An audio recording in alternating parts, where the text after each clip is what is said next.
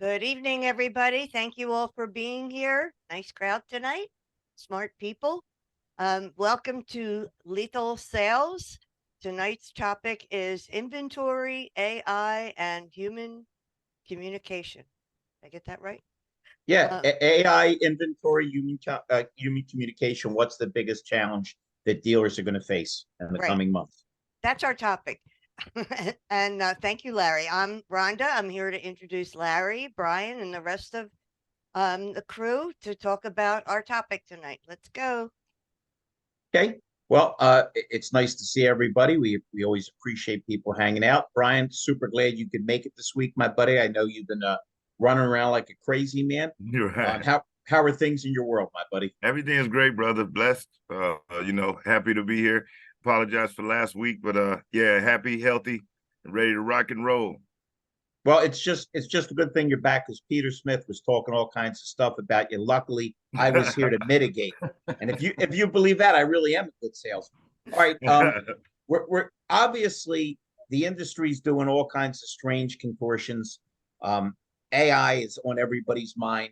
Inventory, uh, human communication. One of our many friends and guests, Troy, is on with us and has to skip out a bit early. So, Troy, well, in your opinion, sharp as you are, AI inventory or human communication, what do you think is going to pose the biggest challenge? Well, I think, obviously inventory is something that everybody's always talking about. So I think that's one of those challenges that's just always there. It's going to be there for some time, at least this year. So I think that it's almost like that's a given. So I think when you look at the next two, AI, I think that the challenge that people are going to have, honestly, what I'm seeing is understanding how to actually use it and how to make the best of it and not try to rely on it too much for the next part, which is human communication. I think AI is going to be a great thing in terms of being able to filter data and do things in the background that give us the information we need to do a better job of human communication. But that's not the tool that you want to use for the communication itself. Human communication is communication. That's the monologue and the things you're going to get from AI and looking at the chat bots and all of those kind of things. That it's like I just don't see the human value in it. I'm sure it irritates you probably as much as it does me, the chat bots and those kind of things. So I think from an AI perspective, it's really the challenge for dealers is going to be understand how to best use it and not to be, because then all of a sudden it's the shiny new tool or the shiny new thing. So everybody, oh, we got to use it. We got to use it. Well, understand what it's for, why. So I think that's the real challenge is helping dealers understand why to use it, how to use it, and where it can provide value, but not thinking that's going to be the silver bullet that's going to make everything better. Because Can I throw? Let me throw a thought your way, Troy. I want to get your input on it. Everybody knows by now that I'm Mr. Low Tech and Mr. High Human Communication. Mm-hmm. I pride myself in being able to pull anybody into a conversation, make them laugh. I like when people walk away and go, that guy's a little crazy, but I like him. One of the things that worries me among many others with AI is, as you said, we'll lean on it too much. And we've already seen in the last few years how diminished human communication has become. I mean, it's a guy called me today and I closed the deal. And I'd love to tell you I was brilliant. You know what I said? Let me ask you a question. When was the last time you called me, but I didn't answer the phone? He started laughing. I mean, what's complicated about answering the phone or having and you can tell when people are smiling over the phone. So I worry that as they integrate this, and as you said, lean on it, we're gonna diminish human communication even more. And to me, that's disastrous. Not to mention all the repercussions. I couldn't think agree. AI could quickly become smarter than humans as we feed in the information and be used by malevolent actors. Yeah. There's and like I said, you can't have say AI sales.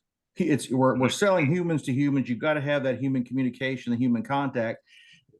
In my mind, where AI can be provide value, like I said, is on the backside, maybe from a marketing perspective to help people understand better who their customer base is, what's going on, things that are happening from a number. That's where inventory, it could be very valuable from an inventory acquisition standpoint and things that are not necessarily human facing.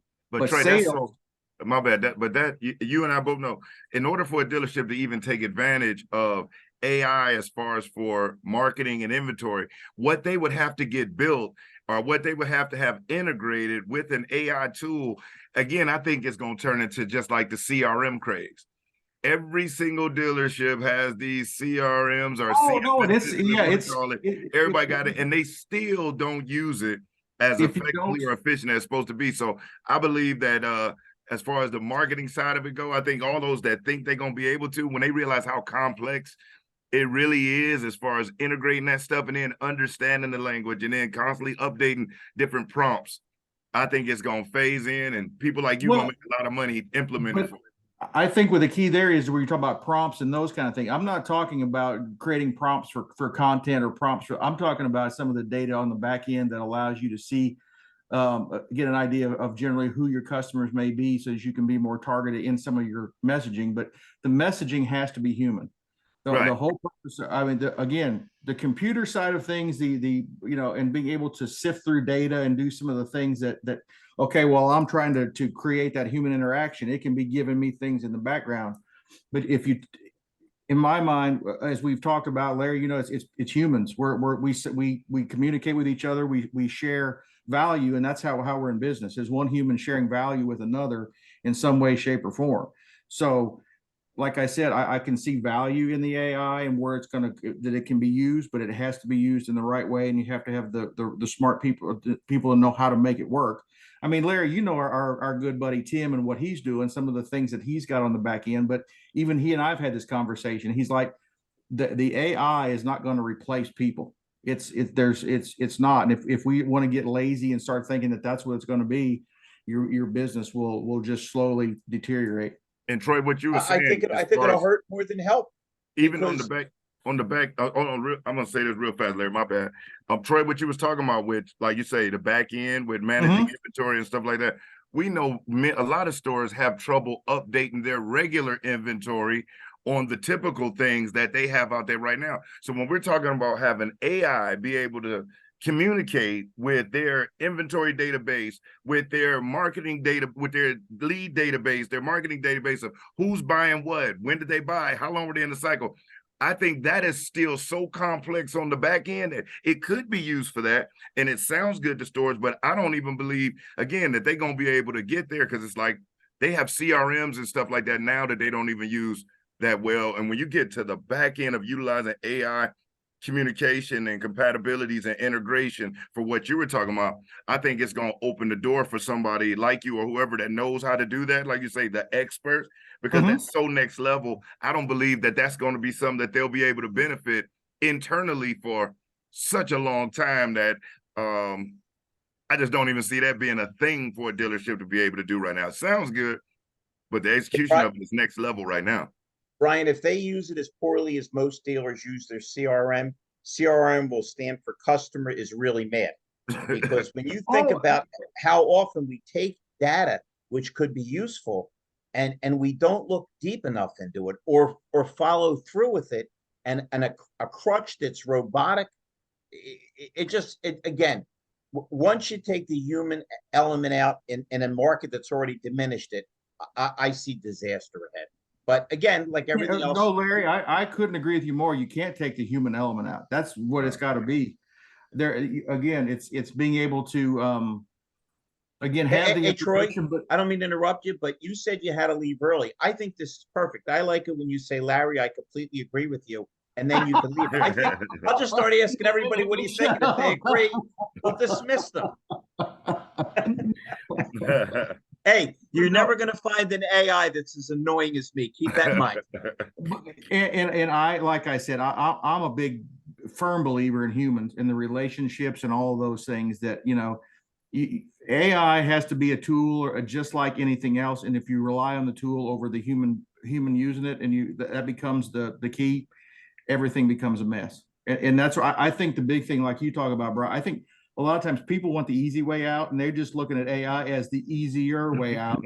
So, okay, I'm just going to have somebody else do it. We got to quit being lazy and actually being willing to go do something and not just, it's like I was talking to April Simmons just a little bit earlier. She was talking about her salespeople, and we're doing some things that she's like, I can't even get them to do something as basic as send me a freaking picture when I give them the tool to do it.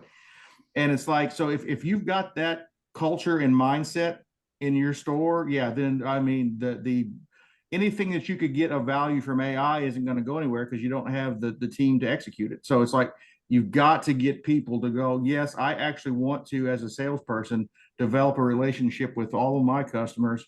And I will, yeah, utilize the AI as a tool to enhance what I'm doing. But it has to be, it's like a seasoning. It's not the steak, it's the seasoning on top. If the steak is rotten, it doesn't matter what you put on, you know, from a seasoning perspective to make it taste good. It's rotten, it's rotten.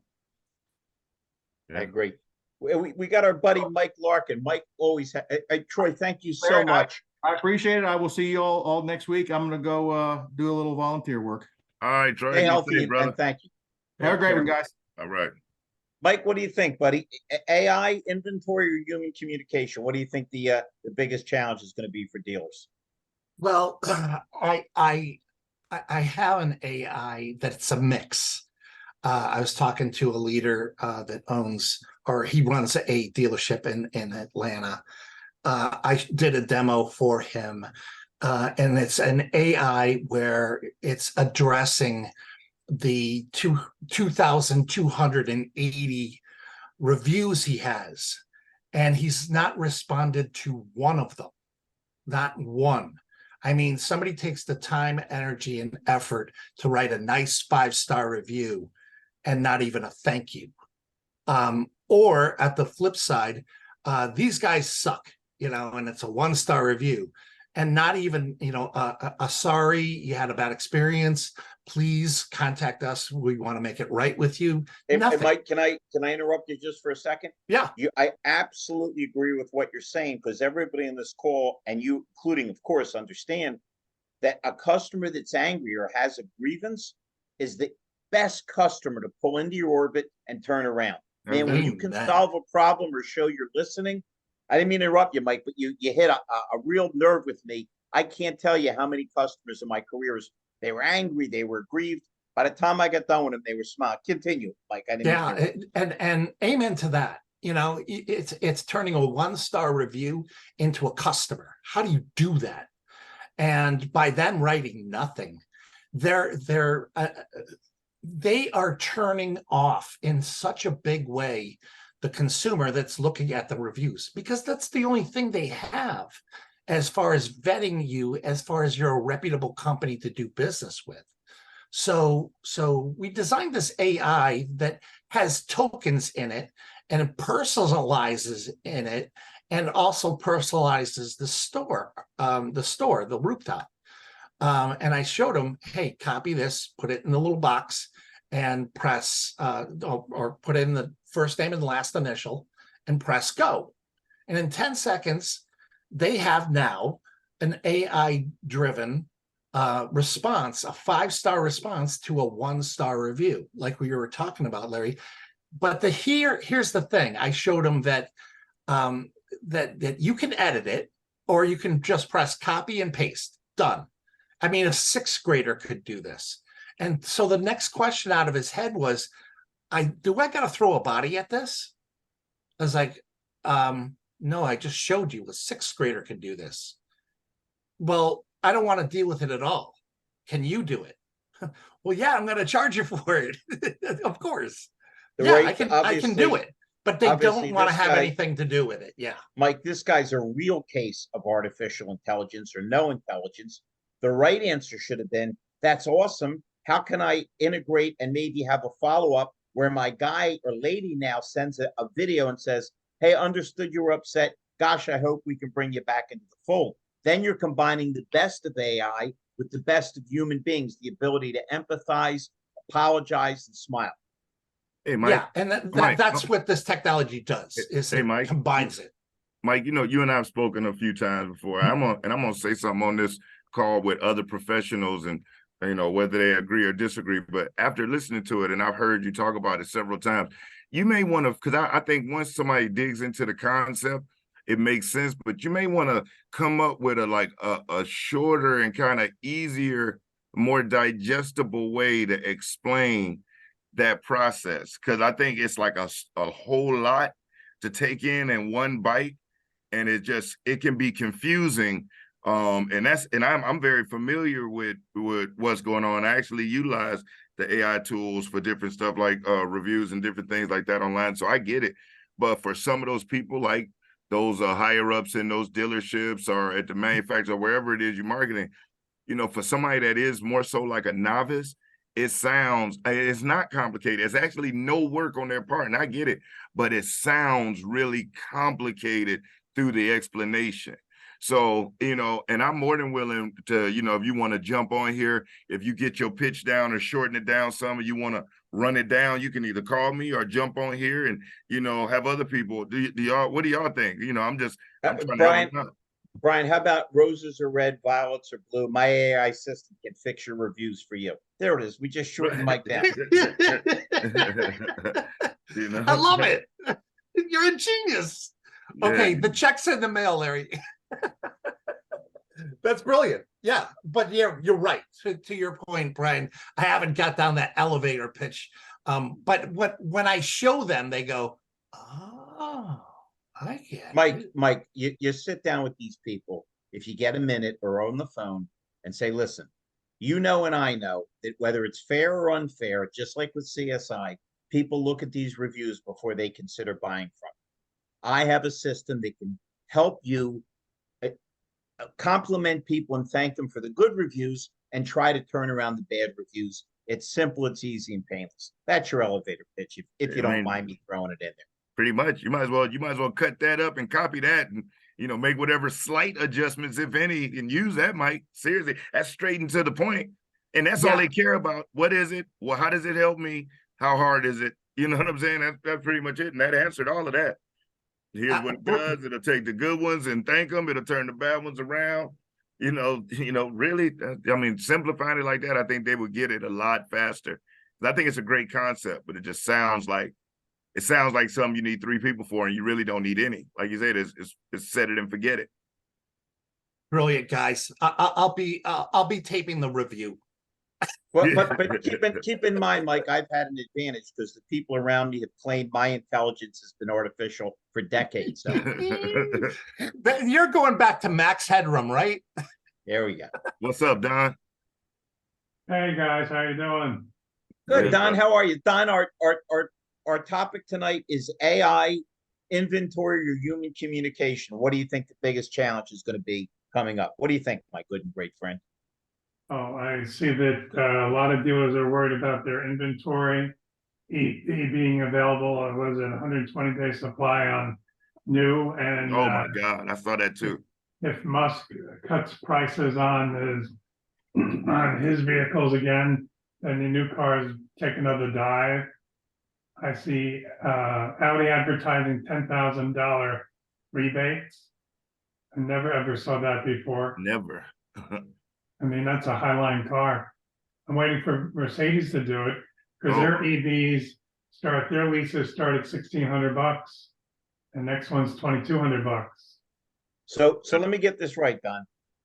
Elon Musk is cutting his price. Audi has rebates. Interest rates are going to go back up again, thanks to the lunatic that's heading the Fed. Brian, can we put up superimpose the number for the suicide prevention hotline? Any dealers watching this might need some help. It is crazy. I saw a recent report where it said that the EV portion for the automotive industry of just retail dealerships have lost $3 billion in their commitment to it so far. And like Don was saying, with the turnarounds, I think the lowest turn time I saw, at least the report I saw, was the Toyota EV, which they only have one that they committed to the market. And I think that's 103 days. Nothing is under 103 that I'm familiar with on the EV side. And that's doing good. Do you know why that is, my good, great friend? There's an old expression, give the people what they want. Right. And when you try to force people to take what they don't want or what they're not interested in, or what they're not ready for, you're fooling yourself. It doesn't work. It'll never work.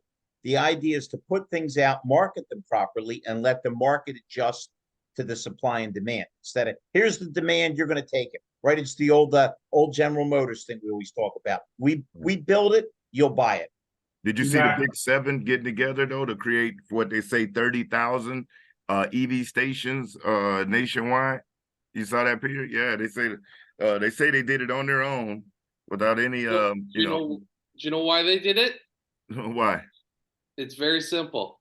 Elon was brilliant in what he was doing with the charging plugs, and they realized that he was going to capture every single one of them's data of how much they were going to use their cars, where they were using them, where the concentration were, and he could target market every one of their customers. Yep. Right. And I think I read the same thing, Peter. Yeah. And, So he was brilliant in doing it. He took the $7 billion off of Biden and said, yeah, I'll open up my charging stations. Everyone jumped on board. All of a sudden they went, oh, whoa, that's not good. that's too easy. Yeah. Whoa. What you guys don't know, because I'm an insider, the $7 billion he gave Elon, he was a little senile that day. He thought that was for Hunter's, bail fund. Just saying. Well, that detonated today too. Yeah, we know it's the reason Brian and I are smiling. You know what I mean? I was watching that just now. let me just jump on here. When we're talking about the three, the inventory, the AI, or the communication, inventory has been a problem for the last 3 years. We all know it. And right now, the car industry in such turmoil is going to be a problem moving forward. What that's causing is a change in turnover. In 2020, we had the lowest turnover in a dealership at 34%. In 2020 it was 46%.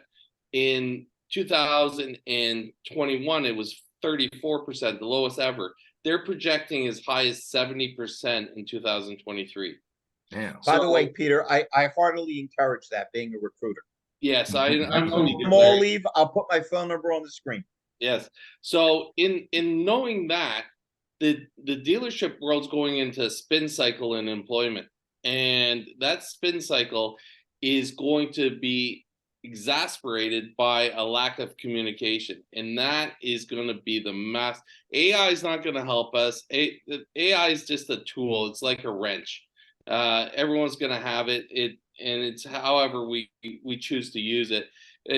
I look at it as AI is the iPhone of 2020 onwards, because we're going to use about 5% of the capability, and we're going to be happy with that.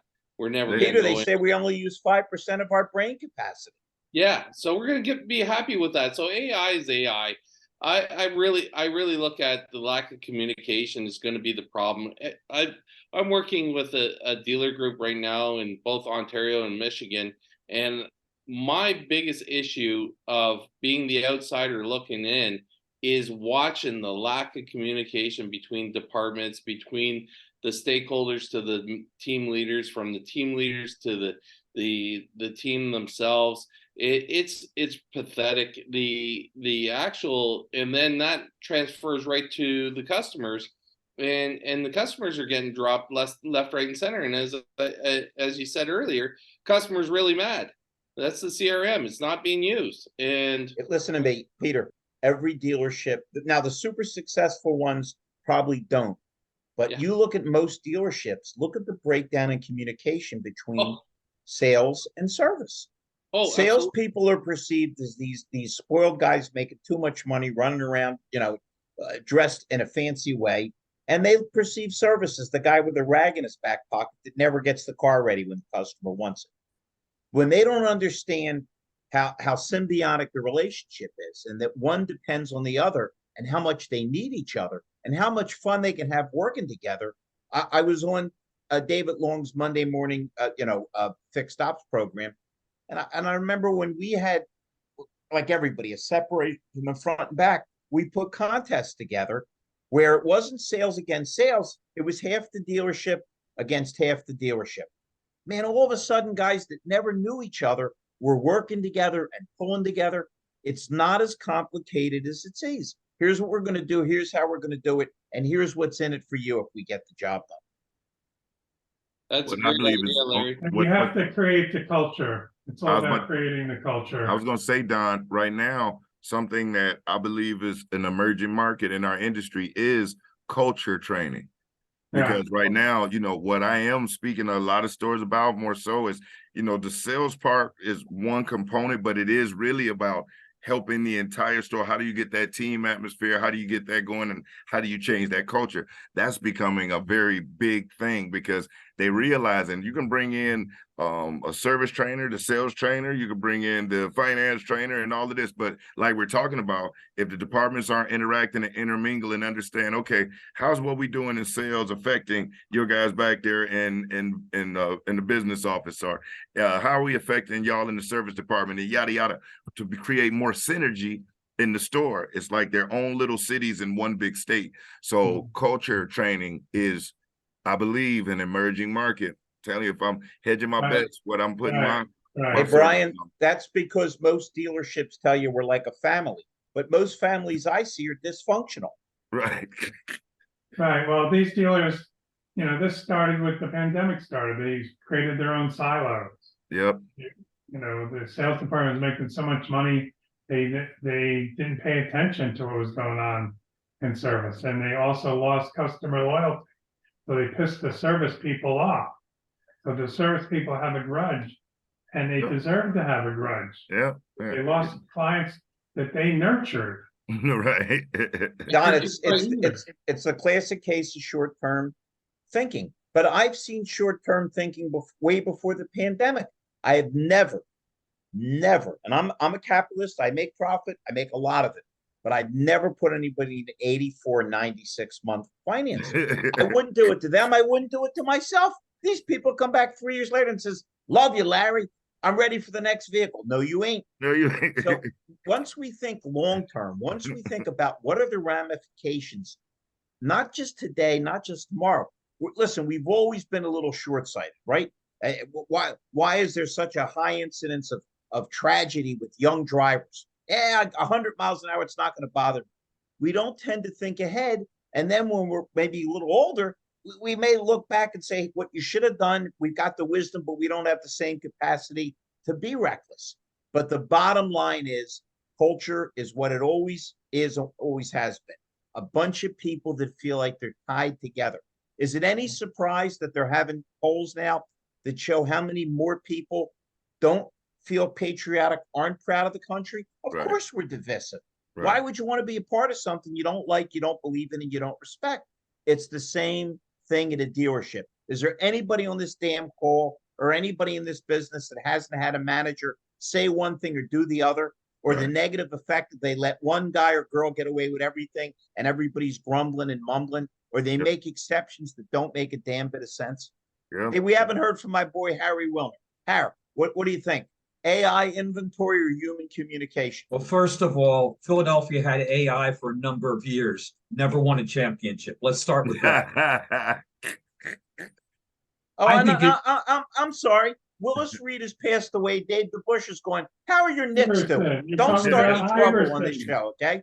Players don't want to Least- leave the Knicks. Just remember that. At least 2001, we gave the Lakers a little bit of a run, and he got the AI got the step on Ty Luce with Yeah. chest, which Anyway, is I about think as Philly as you can Game get. one. I Game think one. inventory is a major problem because there's no leasing going on right now. What creates the best inventory for a new car store? Their leases coming back from the manufacturers. And Right. leasing is so far down. What's going to happen in a couple of years? There's going to be no quality used cars. You're going to get 10-year-old cars with 150,000 miles on them. And I think that's an Maybe issue for the 200,000. dealerships right now. Hey, I'm sorry, Harry, Doc. you're not setting up your own market to recycle quicker, because Exactly. again, what's better than a 36-month lease, and in the 31st month you start getting notices, we'll waive those last couple of payments. Right, And it's the same thing with the rental car industry right now. They're not cycling their cars like they used to. The manufacturers aren't giving them good deals on cars. Their cars are, you go to Hertz and you get a 45,000 mile car today. I think it's going to affect the used car business dramatically. And on the AI stuff, dealerships owners love to spend money on the newest, greatest system out there. Yeah. 6 months later, they're on to the next greatest thing that they saw at NADA or the Dealer 20 group. And that's just been for years and years and years. You know, I got into this industry, there were no fax machines. Hmm. There were no computers on everybody's desk. Right. We seemed to do business pretty well back then. I think there Hey, was Harry, more tell him loyalty. about that time that Tyrannosaurus Rex ate your trade-in. Call me old fashioned, call me what you want, but I'm old and I'm hands-on customer salesperson works a lot better than going to a box and playing with it. I mean, my wife lives on Amazon. I won't buy anything on Amazon. How do you buy a pair of shoes that never tried on? A pair of pants? And it's no different than a car. It's no different than a car. Man, Yeah, I'm flashing back to how many times a woman would want to buy a car without driving it, and how many times they said, "Would you buy a pair of shoes without trying one?" So it all Right. becomes cyclical. By the Well- way, as far as my elderly crack Harry, I always quote Mark Twain, who said, "Never complain about getting old. Not everybody gets the privilege." Hey, hey, you want to know something? Though? I know we were talking about the inventory thing and dealerships keeping up with it, but if my memory serves me correctly, because I believe when COVID hit, it was almost like it's almost like everything restarted, like for dealerships statistically. Because I remember even prior to COVID, where keeping up with inventory, most dealerships sucked at it then. You know, they wasn't updating the stuff they had on the internet with the right pricing on a regular and consistent basis, you know, what they were going to. So this has been a thing that's been going on for a long time. And I believe there's been all types of people that come through with certain softwares and this and that. But again, even with all of the AI technology in the world, you still need a human being to be able to decipher that, create a strategy to be able to offset it. So I don't see this as any new problem that the automotive industry hasn't had before. And like Brian, let's dig down a layer. One of the reasons we've always had problems with inventory is twofold. The factory always underestimated the most popular product and built a lot of the wrong stuff. And a lot of the people didn't order the right stuff or pay attention. So Right. even when you had human beings strictly handling it, you still have to have intelligent human beings. Right. Because a dumb human being's just as bad as a non-human AI tool. And the pre-owned side is even There has worse. to be some sense and some logic. The pre-owned side is even Analytics worse. does not solve everything, Right. No. whether it's sports or the car industry. Did you see Chevy came out today and announced after they said they're canning the Volt, they're bringing it back. They're not going to can it. You can't even a company like that can't make up their mind what they want to do. Made a big public spectacle about taking it off. They must have faced some serious backlash on it. GM also turned around and said that they were canning every ICE vehicle by 2035, and now they've extended that to 2050. I bet it was so unrealistic. And here's what I think is going to happen with this whole AI craze.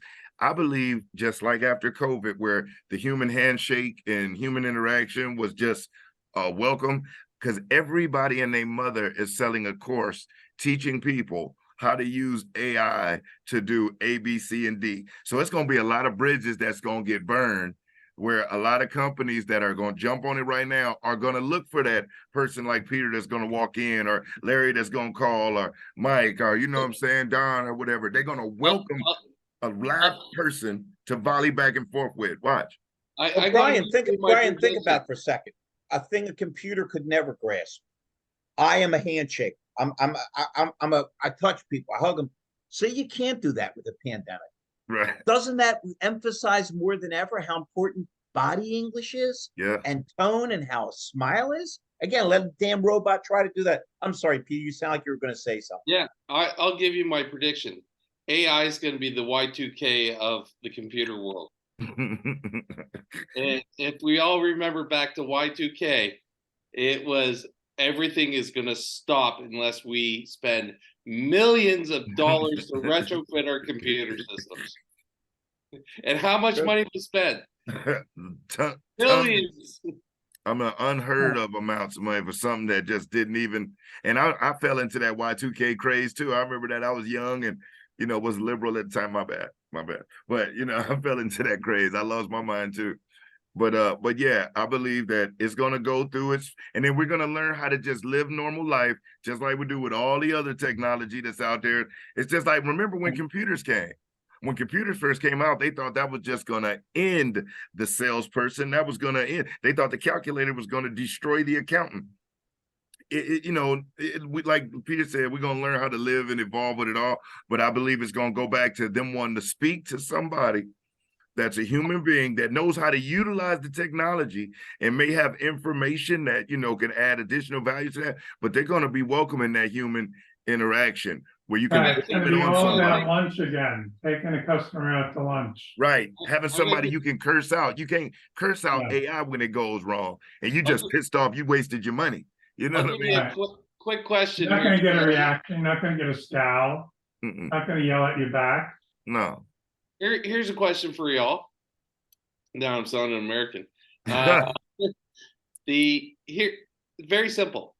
How many people make it past the second prompt on an electronic answering machine without hitting zero? I just say customer service so many times until it just Zero, can't help but zero, transfer me. zero, zero, zero, Yeah. zero, until I get to talk to someone. Yep. If I don't, by the end of the time I've hit the zero about 8 times, I throw my phone. Yeah, but when Peter, somebody does but pick up Peter, the phone, they this don't is- speak English. This is scarier. We're just talking about fails to connect dots. How about the fact that once these computers can think for themselves and act on their own, what if somebody gets a hold of them? Look how much smarter the criminals are, cops in a lot of instances, Right. with the way they steal information and all the Yep. different scams that are going on. Now you're putting something in that can show a fake nuclear war, or that horrible scenario where the mother got a call, they used her daughter's voice. Now, on the positive side, Paul McCartney said he took an old John Lennon demo and it sounds like Lennon's in the room breathing rather than off a cassette tape. But how do you compare the magnanimity or evilness of that to the concept of a mom being scared out of her wits because it's her daughter's voice, not a would-be kidnap, but mom, please help. So there's so many things here that if we take our foot off the gas pedal, if we don't pay attention, if we don't tie in, where the hell are we going? Right. This is all based on lack of communication. We're talking about AI, but it's a lack of communication. And that's why I keep saying that the communication is key to moving forward with the new normal, as they call it. So, Hey, it looks like our boy Jeff jumped in. Jeff, can you hear me? I can. Our topic for tonight is AI, inventory, or human communication. What's going to be the biggest challenge? Please, let's hear your input, and please do not comment on Peter Smith's jacket. He's very sensitive. What's Apparently, up, he was in Canada and a giant smoked salmon wrapped himself around him and put some buttons on it. I'm just saying. it's locks. Hey, So I'm Jewish. I know locks when I see it, buddy. Don't start trouble. Go ahead, Jeff. AI is one of my sweet spots right now with my platform and stuff. But there's so many misconceptions, and I just did a post on LinkedIn today with some of them. But it's really a tool. It's not a replacement, and it's just another club in the bag, another piece of the arsenal. And yeah, like anything else, it can be abused, just like alcohol and guns.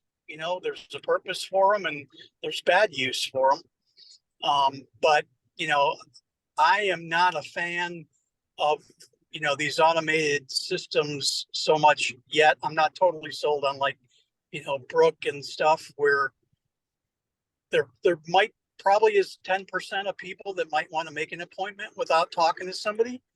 But especially in the service business, I think people want a price. They want to talk about what their problem is. Yep. Oil changes are one thing, but especially buying a car, I just don't see right clicking and here's my credit card and I'll pick it up tomorrow. No, I agree. I agree at all. Like you say, who do you blame?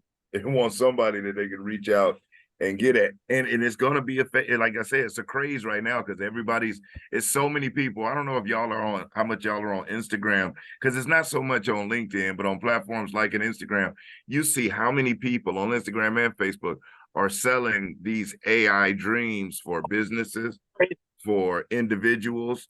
I mean, telling people how they're going to become millionaires and be great authors. And it's just insane right now. $89, Brian. $89. That's all it costs. I'll give you 10,000 prompts.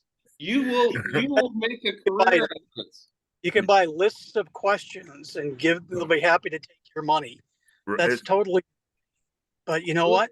They're probably making more money than me this week. So, I mean, right now that is the craze, but the dealerships that are getting swept up in it, y'all know one thing about the automotive industry is, you know, a burnt taste travels really far, man. Travels really far, you know, and that's why I say those that are able to travel are those that have networks within their area, relationships. They can go out and actually touch people and still walk in, or, you know, can do that video call with a dealer, just something to show them that you are a human being and you just so happen to have some cool content. I think we'll crush it right now. So Brian, let me just jump one back into this again. I'm reviewing the question again. What is it? Turnover, it's inventory, AI, or communication. All those things, if I can word this properly, and I believe I can, all lead to lack of communication. Because if you don't have the inventory correctly, you're not getting the communication back from the staff properly to ascertain what inventory you need.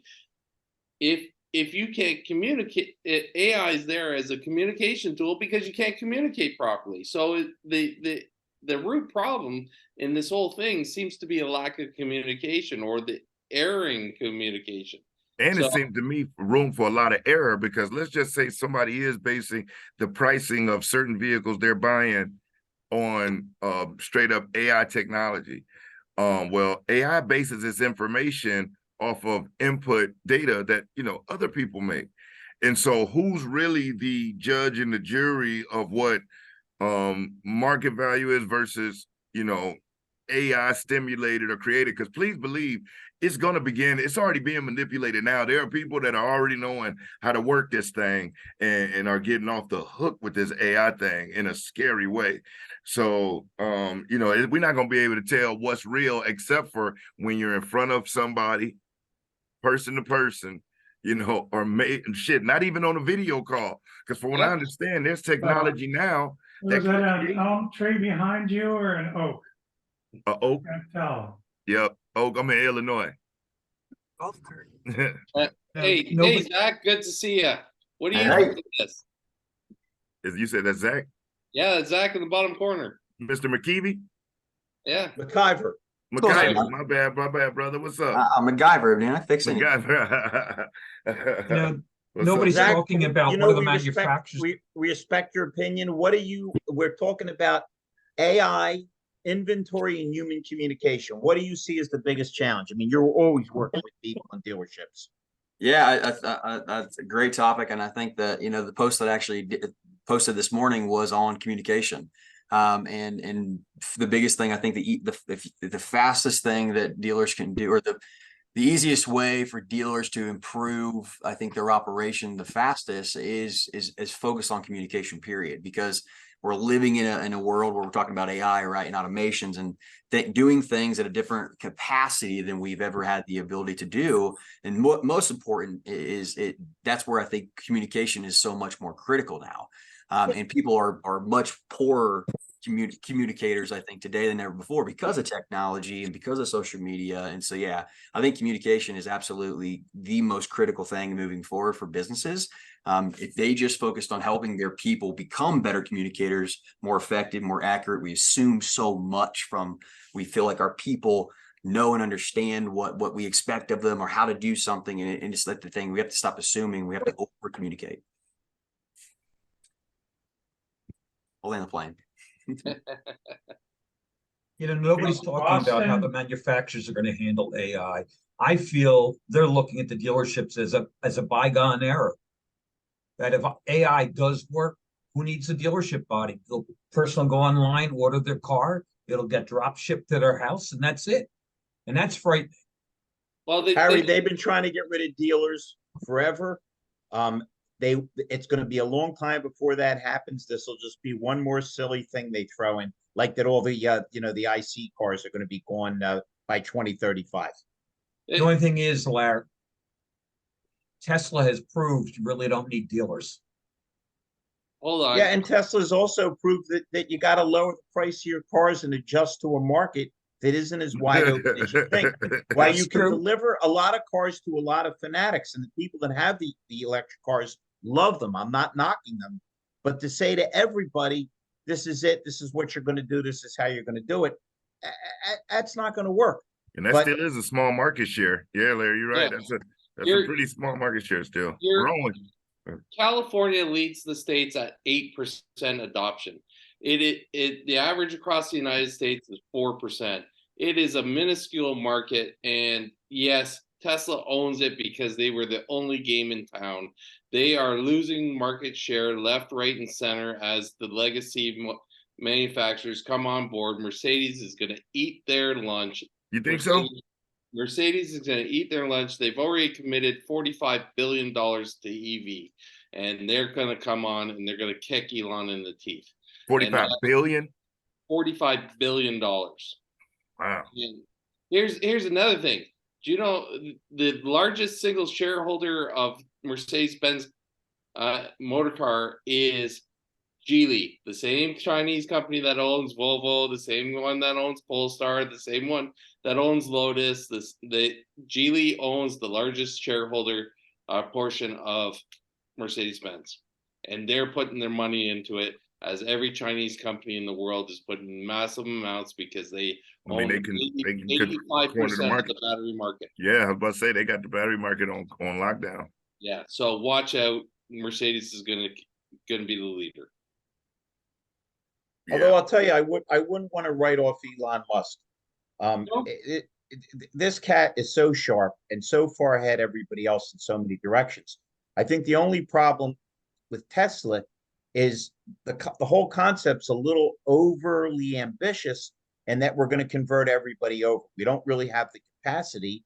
A lot of people don't have the desire. And then when we get back to the fact that so much of what we use for electricity is derived from petroleum anyway, right? And that what we're basically doing is enriching our greatest enemy and adversary, China. But I mean, think about it. If he set it up as a niche, if he set it up as there's a certain amount of people, because you can't argue with an electric or a Tesla owner, they're fanatical, and that's great. That's they're definitely bought in. Yeah. Yeah, hey, Brian, I'm a musician. And if we're talking about the music I like, man, it's Mick Jagger's birthday. I'm a Rolling Stones fan from way back. Beatles, Muddy Waters. But you couldn't pay me to listen to goth metal. Right. I hate it. Right. Okay. So I ain't what if you're lifting weights, Larry? But Zach, the people that like it, they don't want to hear anything but. Go ahead, Zach. I didn't mean to interrupt you. Go ahead. No, I interrupted you. I said, what if you're lifting weights, though? Are you into that? I'm telling you, that's that. Now it's like, like Zach, it's like the old story of the 74-year-old guy at a gym, and he goes up to the instructor and he says, "Man, I think that gorgeous 20-year-old likes me. What machine should I use to impress her?" He says, "In your case, I'd use the ATM machine." It's like the old adage. The only gym that Larry knows is the guy you went to high school with. Excuse me, a guy with a salmon wrapped around his body is going to bust on my chops. I'm ready to go. Hey, you're an old, washed-up Canadian player, bro. I'm a live tennis, basketball playing guy. Bring your butt to Philadelphia. We'll straighten you out. Look at that. You pressed a button, Larry. I love it. Look at the fire. Yeah. Listen, we had the Flyers. We know how to handle other hockey players, brother. How many cups have the Flyers won? Larry, that was 50 years ago. Yeah, but listen, how about we're always talking about USA? We beat the Russians up so bad they went back to their country with their tail between their legs. Okay? And Harry, you shut up. Willis Reed and DeBusschere are dead. I wouldn't even mention the Knicks around. Yeah, but Frazier's still alive. Peter, hit a button. Let me ask you a question about economics, because I'm obviously losing my mind. He just mentioned Walt Frazier. To me, Walt Frazier was the third best guard in the league behind Jerry West, who was the best. Nobody can win that argument for me, and Oscar Robertson. How about every game that this Jalen Green is going to play, or Jaylen Brown, he's going to make more money a game than what Walt Frazier or Jerry West or Oscar Robertson made for a season. There's something serious. We shouldn't even be doing this. We should all be in the gym learning a damn sport. Maybe golf. You get to wear stupid pants. Your jacket would be perfect, Peter. You walk around, you hit some balls, you go get some beer. I don't even like beer, but shit, that's the way. We've completely misspent our careers. Hey, you don't even have to be that good to make 200 million on the Live Tour. And you can party as you're doing it too. And the whole time. I'm Jewish. I'm a little sensitive about Arab-sponsored products, but that's just me. So AI, I did have something I'd love to add, and before I forget about this, because it's interesting, right? And when it comes into AI, and like you said, Larry, you know, it's just this something, just the next thing that's happening, and there'll be something new. But when you think about AI, all AI is having enough patterns, right, to now be able to predict, in essence, an outcome. That's all it is. And so when you think about AI, you still have to understand when it comes into business, let's just say from all of the points that goes into a transaction, right, into a sell, into whatever it is inside of that business. Yeah, AI helps streamline that. But if you don't understand what really the fastest way, the most effective and efficient way that works for you and your capacity within your people, because people still obviously dictate the success in that. And so just because we have technology, we still have to understand the process of what stage is it supposed to be in, right? And then what not only is this supposed to do, but how is that supposed to trigger and communications and information to somebody that now is supposed to take that to the next checkpoint, in essence. So AI, all it is patterns, and having enough things that it goes through now, like I said, give you what the outcome is, because after a certain amount of times, Exactly. One of the reasons I love having you on is you're smart as hell and you make my brain start to work. Let's dig in just for a second to what he just said. He said it's patterns. Think about it. Doesn't that now dive back into human beings? Because if we can get people to develop consistent positive behavior patterns, they say, let's jump back to sports. They say amateurs practice to get it right, and professionals practice to the point where they can't do it wrong. So all of life is a matter of what are your patterns. I didn't come up with this trick, somebody else did, but I use it all the time. I make people in my classes fold their arms. I say it's easy, right? They say, yeah. I say go the other way. It always feels weird. If you move your trash can at home for a week, you'll be throwing trash where it used to be. So once we develop patterns that make sense, the hell do we need AI or anything else for? If we do what we're supposed to do every day, everything gets easier. I'm sorry, somebody was speaking. Yeah, I know. I'm just trying to interrupt you like always, Larry. The one thing about AI and what a lot of people don't recognize is that AI is scraping information from the past. Right. So if it was done improperly in the past, AI is scraping the negative as well as the positive. So it has to machine learn to drop the negative to get to the positive. It's not absolute perfect yet. Peter, you're right back to Zach's point. Yeah. How many times have we all said or heard, don't say, can I help you? And then they walk out of the meeting and walk up and say, can I help you? Once again, are your patterns logical or your patterns illogical? It's not that complicated. Guys like the people on this call are all clones of me, no disrespect, or I'm clones of you. I follow up religiously. It bothers me when I haven't made the call or written it down or sent out the message. Nobody has to scold me. It's what I do. It's what everybody on this call does, or you all would be successful. So whether it's a machine, right, whether it's a person, it's a matter of coming up with a successful pattern and duplicating it. The concern that I think we all have with AI is if we lean completely on the machines and it is inputted, right? What's the old thing? Shit in, shit out. So I think it's strictly a matter of, and it's funny, Jeff got on and said it was a tool. Earlier on, our boy Troy was on and said it's like a wrench.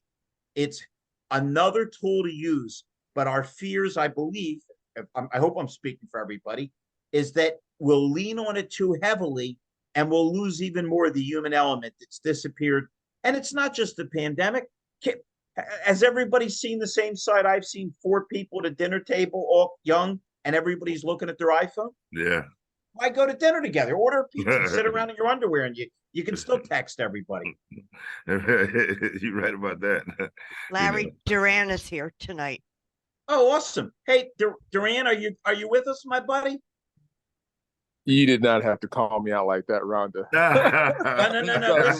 Listen. I was just We're talking about AI, inventory, and human communication. And What's nobody up, gets Durran? left out. Yeah. What do you think the biggest challenge is? Repeat that, Larry. I heard you say AI, inventory, or Mhm. human communication. What do you think is the biggest challenge dealers face? And thank you so Human. much for joining us. I would say human communication. I'm Good. with the And you're human side with of it. everybody on this damn call. That's Right. beautiful. Yeah, human communication all day long. It's not, the last couple of years, as we all know, it's been so much easier in terms of how we communicate You're my with girl. customers. The call went Well, not from, my girl. yes, you would like, which vehicle would you like? And you want to put a deposit on it? Yes, we can do that. To now it's, man, listen, I'm seeing interest rates are crazy, or the conversation is, listen, I've called, you're my fifth store I'm talking to. What's the best deal you got going on right now? I need to know what you're doing. And people are getting stuck, for my business standpoint. I'm sure this has helped you, Larry, but for me, it's caused some confusion as more people have exited the industry in the last 90 days than I've seen in quite some time, just because they forgot about that art of listening and speaking to people. And they decided, well, you know what, I'll just go somewhere else. But it's all across all industries. Everybody has to learn how to connect again. AI can only do so much. The human communication aspect is something that has to be practiced every day, You know what's so sad, Durran? Listen, anybody that doesn't know Durran, a brilliant BDC guy, and just one of the nicest people you'll ever meet. His wife's nicer than he is. He got some awesome videos. So, no. on the internet. Yeah. So follow my line of thinking here. I have, you know how it's horrible when you're interviewing somebody and you say, "What's your worst habit?" I work too hard, and you want to smack them in the head. Legitimately, my biggest business failing is I'm too nice of a guy. I mean, I can't tell you how many customers I lent money to for an oil change. I was in a broke neighborhood, and I knew I wasn't going to get it back. But what I enjoyed the interaction. I like meeting people. I like making a friend. And everybody knows it ain't crack. It ain't marijuana. The greatest high on earth is the salesman's high when they say yes. How great does it feel when they say yes? And then they send you in somebody. So if we don't understand going into this, how much fun it is to be a human being and to interact with other human beings, you're cooked before you start. Durran, let me ask you a question. You been around the block a few times. Have you ever seen anybody that's only about the money and not the people who really makes all the money? It's the guys that almost don't care about the money, and people are drawn to them. Yep. Always, 100%. It's never about the money. Never. Well, no, don't say it's never about the money, because obviously the guy hit your money and sold you that jacket when the blind guy said he wanted to keep it for himself. Aren't you glad you jumped in, Durran? I wouldn't expect anything less from you, Larry. All right, well, listen, as usual, we've got very smart people. We appreciate, love all of you. Does anybody have any final remarks or comments? Because you have no idea how much we appreciate having you folks all on. I know. I'll say I hope all of y'all have an awesome week. Laugh a lot, love a lot, stay positive, and be safe. Basically, I as always, I love being on the show. It's one of the most interactive shows out there, and the intelligence from the guest is top notch, and you get a great perspective from all aspects of this industry. And keep in mind, on this program, the intelligence is not artificial. It's real people sharing their thoughts and ideas. Anybody else have any parting comments? I'd love to add, and again, thanks, Larry. Like I said, I caught the time frame. I was like, I want to jump on this call because I always enjoy it. Plus, I always love seeing you guys razz each other. And it's a nice jacket, by the way, Peter. Just my no, it's I think the challenge, artificial intelligence was made by a brain. You know what I mean? And so when you think about, especially this younger generation, which a large majority of us have a strong opinion of, I think the thing I would leave it on is I think the mistake of sympathy and empathy, sympathy, I think, is what people mistake in, like when we talk about focusing on trying to help improve things. our younger generation, this one that obviously doesn't align with, there's a challenge, right? There's a separation, but they can help us understand truly these things at a different level. And that's the thing I think we're missing. Most people with technology, we just don't understand how to utilize it effectively. Otherwise, we're back to Jesus. You got a Jewish guy talking about Jesus. You got to take the plank out of your eye before you take the speck out of your neighbor's eye. Judge not, lest you be judged. The more we realize there, but for the grace of God, go I or any of our customers, the easier it is to understand. We need them, they need us. And as I always tell people, I'll end it with this. Do you think you're a nice person? They all raised their hand. I said, great. You realize there's some creeps in our business, don't you? Yeah. Okay. Well, if you don't sell them, they might. That means if you're nice, they deserve to have you as their salesperson. You deserve to have them as your customer. Yep. Well said. Well Yep. said. All right, Very much so. everybody I stay agree healthy. with We're that going to come up 100%. with another fun topic next week. Larry, and, you've been pulling them topics out here. You've been pulling out some good ones lately. That's my partner been doing all of the topics, so I take no credit for that. I'll be waiting on the update on the next one, you and Miss Rhonda. No problem. And listen, everybody on the call, if anybody has any ideas or thoughts, man, I'm into meritocracy. If anybody's got an idea, we'd love to hear it. Again, I cannot tell you how much we appreciate everybody being on. And we'll see you next Wednesday. We'll have a good topic. And if anybody has a suggestion, throw it on. Thank you all. Stay healthy. Stay safe. See you guys. Take care, everybody. God bless, guys. Yeah. Thank you, everybody. Getting some food. That's what I'm